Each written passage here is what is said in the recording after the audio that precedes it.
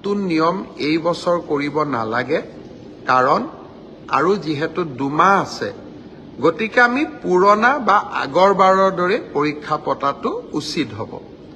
আমাৰ চৰকাৰখনে সদায় ৰাইজৰ কথা শুনিবৰ বাবে চেষ্টা কৰে, কাৰণ আমি বিশ্বাস কৰোঁ লাও যেনেকৈ পাতৰ তলত থাকে, চৰকাৰো ৰাইজৰ তলত থাকে, ৰাইজৰ ঊৰ্ধত নহয়।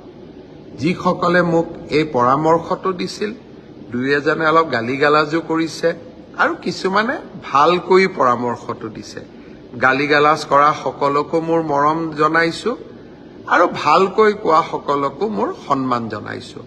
আপোনালোকৰ পৰামৰ্শ অহা 2-3 দিনত আমি বিবেচনা কৰিম আৰু যিহেতু পৰামৰ্শটোত মেৰিট আছে যে হয় 2 মাহ থাকোঁতে পৰীক্ষাৰ পেটাৰ্ণ এটা সলনি কৰিব নালাগে, বিষয়টো আমি ডেফিনেটলি আমি বিবেচনা কৰি অহা 2-3 দিনতে আপোনালোকক ইয়াৰ সিদ্ধান্তৰ বিষয়ে মই অৱগত কৰিম। আজি দিনটোত ছাত্ৰ ছাত্ৰীসকলৰ কল্যাণৰ কাৰণে আমি